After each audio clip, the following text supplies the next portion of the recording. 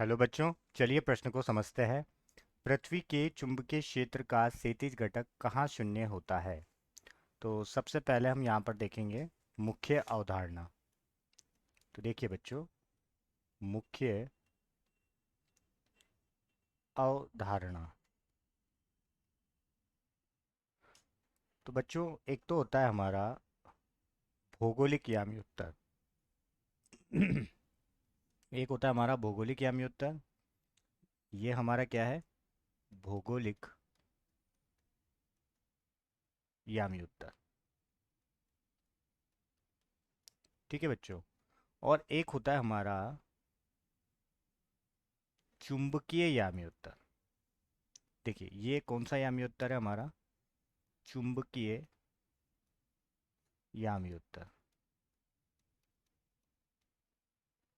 इन दोनों के बीच का जो कोण होता है उस कोण को कहते हैं बच्चों दिक्पात कोण। कौन सा कोण कहते हैं? दिक्पात कोण। ठीक है बच्चों। तो अगर किसी भी किलकित चुंबक को किसी किलकित चुंबक को अगर हम यहाँ पर किस पर रख दें? चुंबकीय यामी उत्तर पर रख दें, तो हम ये देखते हैं कि वो यहाँ पर रुक जाती है किसी थीटा कोण पर। तो ये जो थीटा कोण है, इस कोण को कहते हैं हम नमन कोण या नति कोण। ठीक है बच्चों। तो अगर ये यहाँ पर रुक रही है, तो कहीं ना कहीं जो हमारी पृथ्वी है उसका जो कुल जो चुंबकीय क्षेत्र की तीव्रता है वो इस ओर होगी। ठीक है। तो ये तो बन जाएगा उसका कौन सा घटक? ये हो जाएगा उसका क्षैतिज घटक। और ये हो जाएगा उसका कौन सा घटक? ऊर्ध्वाधर घटक। ठीक है। तो ये हो गया क्षैतिज घटक और ये हो गया ऊर्ध्वाधर घटक। ठीक है। तो इनके बीच में जो संबंध होता है वो क्या होता है? जैसे अगर मैं क्षैतिज घटक को निकालूंगा, ठीक है, तो क्षैतिज घटक किसके बराबर होगा?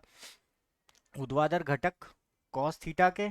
और अगर मैं ऊर्ध्वाधर घटक को निकालूंगा तो जो पृथ्वी का कुल चुंबकीय क्षेत्र की तीव्रता है उसके साइन थीटा के बराबर हो जाएगा। ठीक है। तो इन्हीं को हम उपयोग में लेकर हम क्या करेंगे? इन्हीं को उपयोग में लेकर हम प्रश्न को हल करेंगे। तो देखिए प्रश्न को, चलते हैं हल की तरफ। तो देखते हैं बच्चों, हल देखते हैं। तो बच्चों हमें क्या दिया हुआ है? जैसे मान लेते हैं, पहले तो हम यहाँ पर ये हमारा भौगोलिक यामी उत्तर है। ठीक है बच्चों। और ये हमारा हो गया चुंबकीय यामी उत्तर। ठीक है बच्चों। ये हमारा चुंबकीय यामी उत्तर है। चुंबकीय यामी उत्तर। ठीक है बच्चों। और ये किसी कोण पर रहता है। इस कोण को हम कहते हैं कौन सा कोण? दिक्पात कोण। कौन सा कोण कहते हैं बच्चों इसको? दिक्पात कोण कहते हैं। ठीक है। और ये हमारा हो गया बच्चों भौगोलिक यामी उत्तर। ये क्या है? भौगोलिक यामी उत्तर है। ठीक है। तो बच्चों, अब अगर किसी चुंबक को अगर हम फ्री छोड़ दें, मतलब स्वतंत्र छोड़ दें, तो वो जो दिशा दिखाती है बच्चों, वो इस तरफ आकर रुक जाती है, मतलब किसी कोण पर आकर रुक जाती है। इस कोण को हम कहते हैं नति कोण। ठीक है। नति कोण भी कहते हैं और नमन कोण भी कहते हैं। तो देखिए, मतलब अगर ये यहाँ पर आकर रुक रही है, मतलब इसका जो पृथ्वी का जो चुंबकीय क्षेत्र की तीव्रता है वो इसी दिशा में है। ठीक है। तो ये तो हो गया उसका कौन सा? ऊर्ध्वाधर घटक। और ये हो गया उसका, सॉरी, ये तो हो गया उसका क्षैतिज घटक और ये हो गया उसका ऊर्ध्वाधर घटक। ठीक है। तो अब हमें क्या दिया हुआ है बच्चों? हमें प्रश्न में दिया हुआ है कि क्षैतिज घटक कहाँ पर शून्य होगा। तो बच्चों हमें संबंध देखो पता लग रहा है कि बी एच बराबर क्या हो जाएगा? बी ई कॉस थीटा के हो जाएगा। ठीक है। और बी वी बराबर अगर हम देखें तो बी ई साइन थीटा के होगा, अगर हम घटक निकालेंगे तो हमें ये दे रखा है कि बी एच यहाँ पर क्या हो गया है? शून्य हो गया है। तो अगर शून्य हो गया है तो बच्चों, अगर ये शून्य हो गया है तो यहाँ पर कॉस थीटा भी क्या हो जाएगा? शून्य हो जाएगा। और कॉस थीटा की शून्य जो मान होता है वो किस पर होता है? 90 डिग्री पर होता है। तो कोण का मान कितना हो गया? 90 डिग्री। मतलब जो हमारी 90 डिग्री का कोण बन रहा है यहाँ पर, तो 90 डिग्री का कोण कहाँ पर बनता है बच्चों? वो बनता है ध्रुवों पर। कहाँ पर बनता है? ध्रुवों पर। कौन से ध्रुवों पर बनता है? चुंबकीय ध्रुवों पर बनता है। तो चुंबकीय, चाहे मैं उत्तरी ध्रुव की बात करूं या मैं बात करूं दक्षिणी ध्रुव की, दोनों ध्रुवों पर। कौन से?